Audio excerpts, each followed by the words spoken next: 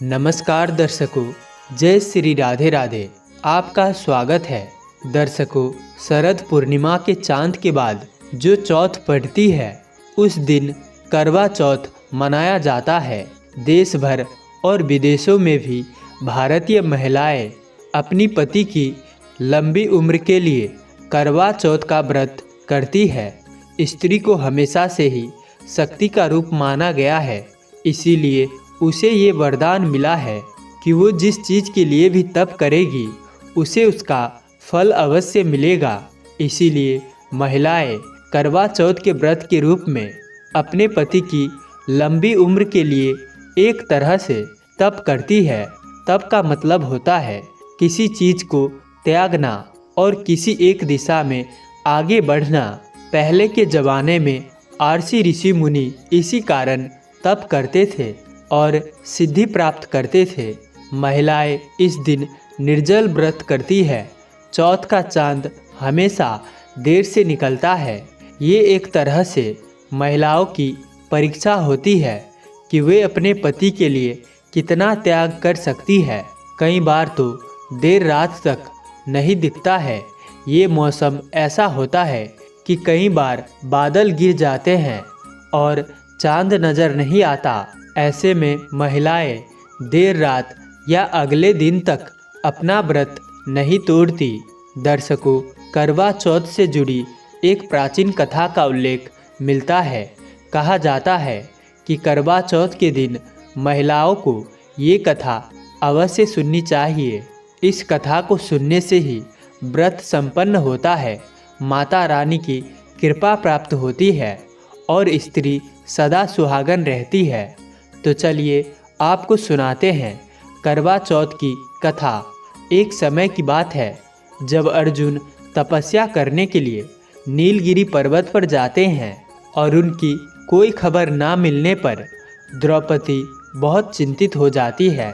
तब द्रौपदी भगवान श्री कृष्ण का ध्यान करती है और द्रौपदी के पुकारने पर भगवान श्री कृष्ण उस स्थान पर प्रकट होते हैं और कहते हैं, हे द्रौपदी, क्या बात है?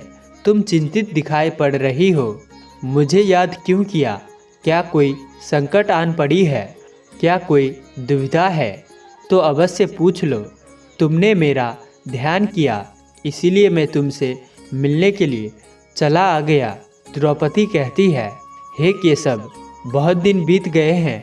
अर्जुन वन में तपस्या करने के लिए गए हैं और अभी तक लौट कर नहीं आए हैं, इसीलिए मैं चिंतित हूँ। तब भगवान श्री कृष्ण कहते हैं, हे द्रौपदी, चिंता मत करो। अर्जुन की रक्षा के लिए तुम करवा चौथ का व्रत करो। इससे अर्जुन के ऊपर कोई आँच नहीं आएगी।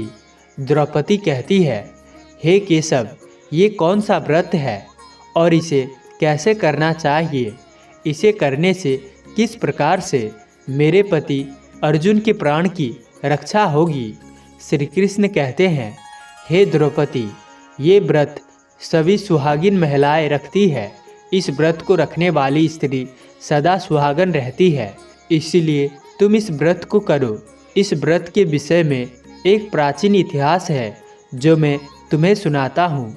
इस कथा को श्रवण करने से तुम्हें सभी प्रश्नों के उत्तर प्राप्त होंगे।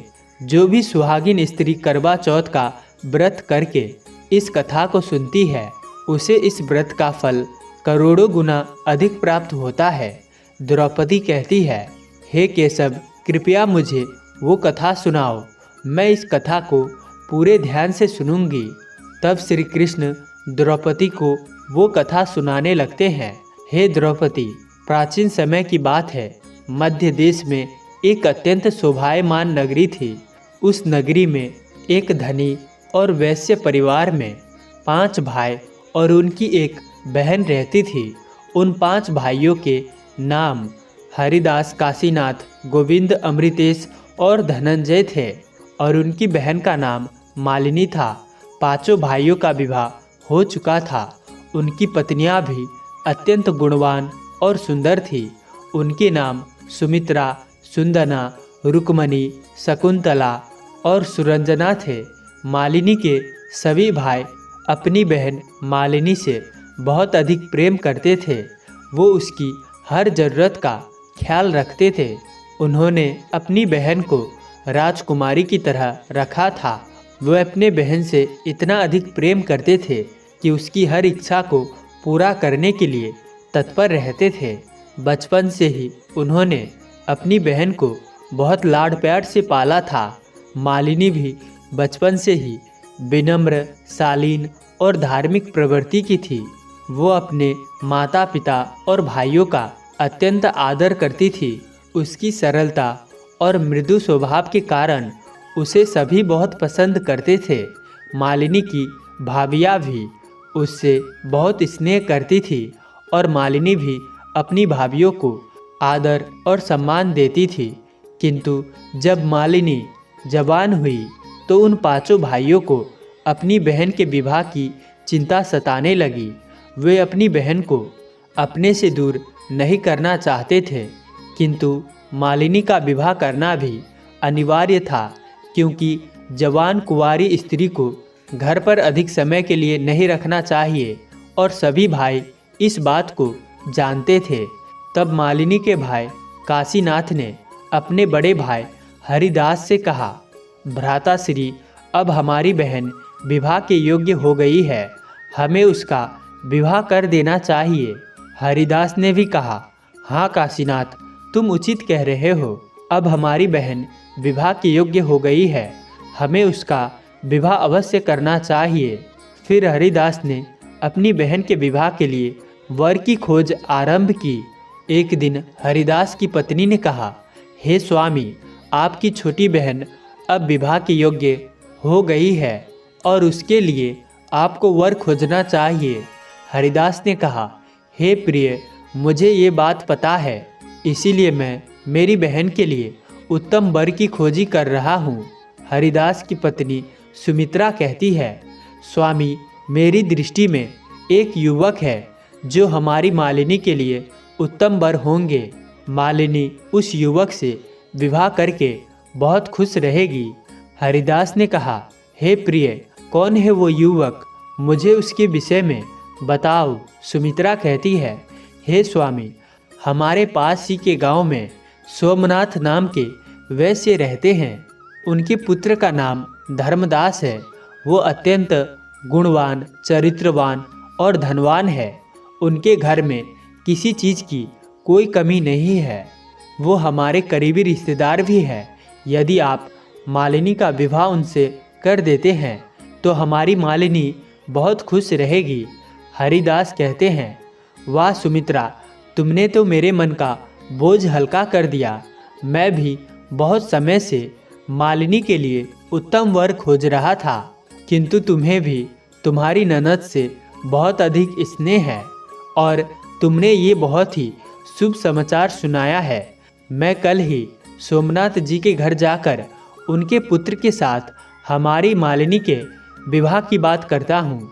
फिर हरिदास प्रसन्न होकर अपने भाइयों के पास जाता है और उन सभी को ये शुभ समाचार देता है। फिर वे सभी भाई सोमनाथ जी के घर जाते हैं। वहाँ पर उनका प्रेम से स्वागत होता है। सोमनाथ और उनका पुत्र धर्मदास पांचों भाइयों का अतिथि सत्कार करते हैं। फिर हरिदास सोमनाथ जी के सामने अपनी बहन मालिनी के विवाह का प्रस्ताव रखते हैं, जिसे सोमनाथ और धर्मदास प्रसन्नता से स्वीकार कर लेते हैं। फिर पांचों भाई अपनी प्यारी बहन मालिनी का विवाह धर्मदास के साथ धूमधाम से मनाते हैं। विवाह के बाद मालिनी अपने ससुराल में रहने के लिए जाती है। धर्मदास मालिनी से बहुत प्रेम करता है। वो धर्मपरायण, गुणवान और चरित्रवान युवक था। उसने भी मालिनी को बहुत ही प्यार दिया। फिर कुछ समय तक ससुराल में रुकने के बाद मालिनी अपने भाइयों से मिलने के लिए मायके आती है। अपनी बहन को देखकर पांचों भाई बहुत प्रसन्न हो जाती है और उसका स्वागत करते हैं। मालिनी का स्वभाव अत्यंत नम्र और मृदु था। वो हमेशा दूसरों की भलाई के बारे में सोचा करती थी और कठिन से कठिन समय में भी धैर्य बनाए रखती थी उसे अपने धर्म और परंपराओं से गहरा लगाव था और वो सभी त्योहारों को पूरी श्रद्धा से मनाती थी। खास तौर से करवा चौथ का व्रत, जिसे वो अपने पति की लंबी आयु के लिए रखती थी, उसकी भक्ति और प्रेम का प्रतीक था। मालिनी के आचरणों से समर्पण, अनुशासन और सेवा भाव था और यही कारण था कि वो अपने परिवार में बहुत सम्मानित थी। फिर कुछ समय बाद करवा चौथ का दिन आया और मालिनी ने अपने भाइयों और भाभियों के साथ मिलकर व्रत करने का निश्चय किया। ये उसका पहला ही व्रत था, इसीलिए उसे इस विषय में अधिक जानकारी नहीं थी। तो उसने अपनी सबसे बड़ी भाभी सुमित्रा से पूछा, भाभी जी, ये करवा चौथ का व्रत कैसे करते हैं और इसके नियम क्या है? कृपया मुझे बताइए, मैं भी इस व्रत को करूँगी। सुमित्रा कहती है, मालिनी, अच्छा हुआ तुमने पूछ लिया। वैसे मैं तुम्हें बताने ही वाली थी। ये व्रत प्रत्येक सुहागिन महिला अपने पति की लंबी उम्र के लिए रखती है। अब तुम्हारा विवाह भी हो चुका है, इसीलिए तुम भी इस व्रत को रखो। इस व्रत में दिन भर निर्जला उपवास रखा जाता है और शाम को चंद्रमा के दर्शन करके इस व्रत को खोला जाता है। इसीलिए तुम चिंता मत करो, तुम हमारे साथ इस व्रत को रखो। मालिनी कहती है, ठीक है भाभी जी, आप जैसा कहती है मैं वैसे ही व्रत करूँगी। फिर करवा चौथ के दिन सुबह सारगी खाने के बाद मालिनी ने पूरे दिन निर्जला व्रत रखा। मालिनी दिन भर भूखी और प्यासी रही और अपनी भाभियों के साथ उसने भी दिन भर पूरी श्रद्धा से इस व्रत का पालन किया। फिर सूर्यास्त के बाद सभी महिलाएं चंद्रमा के दर्शन का इंतजार करने लगी। मालिनी और उसकी भाभियाँ घर के बाहर खड़ी होकर चंद्रमा के दर्शन की राह देखने लगी। आसमान में बादल छाए हुए थे और चांद के दर्शन नहीं हो पा रहे थे। मालिनी बहुत भूखी थी और अब उसे भूख सहन नहीं हो रही थी। उसने पहली बार ही इस व्रत को रखा था, इसीलिए उससे अब रहा नहीं जा रहा था। लेकिन फिर भी वो बड़ी ही दृढ़ता से इस व्रत का पालन कर रही थी। बहुत देर तक राह देखने के बाद भी चंद्रमा के दर्शन नहीं हुए। तब मालिनी ने अपनी भाभियों से कहा, भाभी, लगता है आज चांद जल्दी नहीं निकलेगा। मैं बहुत थक गई हूँ, लेकिन जब तक चांद नहीं दिखेगा तब तक व्रत नहीं खोल सकती। मालिनी की सबसे बड़ी भाभी सुमित्रा ने प्यार से कहा, मालिनी, थोड़ा धैर्य रखो, हम सभी इंतजार कर रहे हैं। भगवान चाहेंगे तो जल्दी ही चांद दिख जाएगा। उसकी दूसरी भाभी सुंदना ने भी कहा, मालिनी, बस थोड़ा इंतजार करो, चंद्रमा के दर्शन होते ही हम सभी अपने व्रत को खोल देंगे। दिन भर तुमने व्रत रखा है, अब कुछ समय और इंतजार करो। ये हमारे पतिव्रता धर्म की परीक्षा होती है। फिर मालिनी निराश होकर तीसरी भाभी की तरफ देखती है। तीसरी भाभी भी बोलने लगी, मालिनी, कुछ और देर रुको, चंद्रमा के दर्शन जल्द ही होंगे। व्रत करने के बाद इस प्रकार से शोक नहीं करना चाहिए, अन्यथा व्रत का खंडन होता है और व्रत करने का फल नहीं मिलता है। व्रत करते समय मन को प्रसन्न रखना चाहिए। इस प्रकार मालिनी की सभी भाभियाँ एक एक करके उसे समझाती है और व्रत का पालन करने के लिए कहती है। लेकिन मालिनी को भूख सहन नहीं हो रही थी और उसे बहुत प्यास भी लग रही थी। जब मालिनी के भाइयों ने अपनी बहन को ऐसे हालत में देखा तो वो बहुत दुखी हो गए। अपनी बहन को इस तरह भूखा प्यासा देखकर वे सभी व्याकुल हो रहे थे। फिर सबसे बड़े भाई हरिदास ने कहा, मुझे ये सही नहीं लग रहा, हमारी प्यारी बहन इतनी देर तक भूखी प्यासी क्यों बैठी रहे, हमें कुछ करना चाहिए। काशीनाथ ने जवाब दिया, बिल्कुल, मालिनी हमारे लिए कितनी महत्वपूर्ण है। अगर हम उसे चांद दिखाकर उसका व्रत खुलवा दे तो वो खुशी से खाना खा लेगी। गोविंद ने विचार किया और कहा, हम नकली चांद बना सकते हैं। पहाड़ी पर दीपक और छलनी रखकर हम उसे दिखा सकते हैं। चंद्रमा के दर्शन करके वो अपना व्रत खोल देगी और भोजन कर लेगी। इससे उसका व्रत भी पूर्ण हो जाएगा। अमृतेश ने थोड़ा संयम जताते हुए कहा, क्या यह उचित होगा? हमें अपनी बहन को धोखे में नहीं रखना चाहिए। इससे हमें पाप लग सकता है और हमारी बहन का व्रत भी टूट सकता है। हमें थोड़ा और इंतजार करना चाहिए। लेकिन धनंजय ने कहा, ये हमारी बहन की भलाई के लिए है। हम उसे और भूखा नहीं देख सकते हैं। अगर वो ऐसे ही भूखी रही तो बेहोश होकर गिर जाएगी। इसलिए हमें जल्दी ही कुछ करना चाहिए। अंततः सभी भाई इस निर्णय पर सहमत हो गए। उन्होंने नकली चंद्रमा बनाने का निर्णय किया। फिर उन्होंने पहाड़ी पर जाकर दीपक और छलनी की सहायता से नकली चांद बना दिया। उन्होंने अपनी पत्नियों को भी सारी हकीकत बता दी और मालिनी को सच्चाई ना बताने को कहा। फिर सभी भाई मालिनी के पास आते हैं और कहते हैं, बहन देखो, चांद निकल आया है। अब तुम अपना व्रत खोल सकती हो। मालिनी जब चांद को देखती है तो बहुत खुश होती है और जल्दी से पूजा की थाली लेकर चंद्रमा को अर्घ देती है और अपनी भाभीयों से कहती है, भाभी देखो, चांद निकल आया है। अब आप भी अपना व्रत खोल दीजिए। मालिनी की बड़ी भाभी सुमित्रा मन ही मन सोचा, ये तो नकली चांद है। हमें मालिनी को सच बताना चाहिए। लेकिन वो इतनी थकी हुई है, अगर सच बता दूंगी तो मेरे पति मुझ पर गुस्सा करेंगे और मालिनी भी बहुत भूखी है और वो पहली बार व्रत कर रही है। इसीलिए इसे सच ना बताना ही ठीक है। बेचारी कहीं बेहोश ना हो जाए। सुमित्रा ने मालिनी से कहा, मालिनी, हमारा चांद निकलने में अभी थोड़ी देर है। तुम अपना व्रत खोल लो। मैं अपना व्रत बाद में खोलूंगी। तुम चिंता मत करो। मालिनी अपनी दूसरी भाभी सुंदना से कहती है, सुंदना भाभी, चलिए आप हमारे साथ व्रत खोलिए। देखिए, चांद निकल आया है।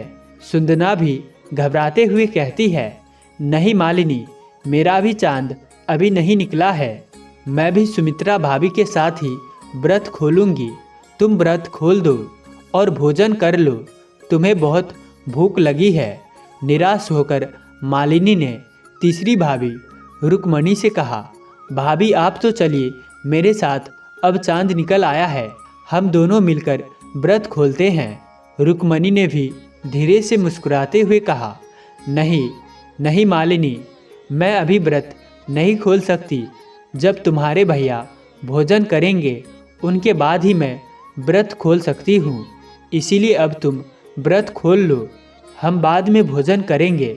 फिर मालिनी चौथी भाभी के पास जाती है और उनसे भी प्रेम से पूछती है। तब चौथी भाभी शकुंतला भी कहती है, मालिनी चलो, मैं थोड़ी देर में व्रत खोलूँगी। अभी मुझे थोड़ा और समय लगेगा। चिंता मत करो, हम भी जल्दी ही चांद के दर्शन करके व्रत खोलेंगे। फिर मालिनी पांचवी भाभी से भी पूछती है और वो भी मालिनी को चारों भाभियों की तरह टाल देती है। सभी भाभियाँ जानती थी कि वो नकली चंद्रमा से सच छुपती है। भोली भाली मालिनी अपने भाभियों की बात को सच मान लेती है। सभी भाभियों को पूछने के बाद उसने उनकी बातों पर ज़्यादा ध्यान नहीं दिया और व्रत खोलने के लिए भोजन करने बैठ गई। मालिनी ने जैसे ही पहला निवाला मुंह में रखा, उसे अचानक छींक आ गई। उसने इसे अनदेखा किया और दूसरा निवाला उठाया, लेकिन उसमें बाल निकल आया। अब वो चिंतित हो गई। तीसरा निवाला उठाते ही दरवाजे पर एक आदमी आ गया। जब मालिनी के भाई ने उससे पूछा कि वो कौन है और किस लिए आया है, तब वो आदमी कहने लगा, मालिनी जी आपके ससुराल से एक समाचार आया है कि आपके पति धर्मदास की तबीयत अचानक खराब हो गई है, इसीलिए आपको जल्दी बुलाया है। ये समाचार सुनते ही मालिनी का चेहरा सफ़ेद पड़ गया। वो थाली छोड़कर खड़ी हो गई और रोने लगी। वो दुखी होकर अपनी माँ के पास जाकर रोते हुए कहने लगी, माँ, मेरे पति को कुछ हो ना जाए। इतना कहकर मालिनी फूट फूट कर रोने लगी। उसकी माँ ने उसे सांत्वना देते हुए कहा, चिंता मत करो बेटी, कुछ नहीं होगा। इस दुखद समाचार को सुनकर मालिनी के पांचों भाई और उसकी भाभियाँ बहुत चिंतित हो गई। मालिनी के भाइयों को अपनी गलती पर बड़ा पछतावा होने लगा। फिर मालिनी तुरंत अपनी ससुराल जाने की तैयारी करने लगी।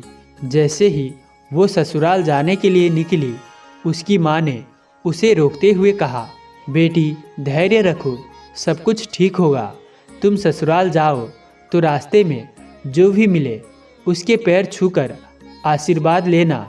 जब कोई तुम्हें सदा सुहागिन रहो ऐसा आशीर्वाद देगा तो तुम वहीं पर अपने पल्लू में गांठ मार लेना। भगवान तुम्हारी मदद करेंगे। मालिनी ने अपनी माँ की बात मानी और ससुराल की ओर निकल पड़ी। वो अत्यंत दुखी और चिंतित होकर रास्ते पर चलने लगी। तभी उसे रास्ते में एक पेड़ के नीचे एक साधु दिखाई पड़े। उसने साधु को प्रणाम किया तो साधु ने उसे आशीर्वाद दिया, सदा सुहागिन रहो। फिर वो आगे चलने लगी। कुछ देर तक चलने के बाद उसे एक ब्राह्मण दिखाई पड़ा।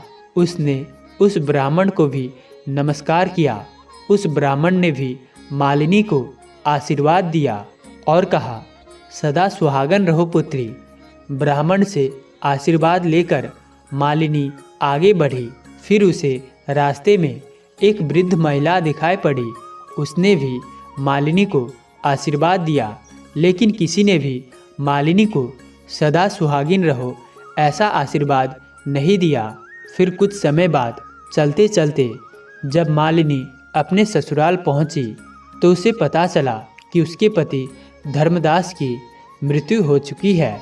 ये खबर सुनते ही वो फूट फूट कर रोने लगी।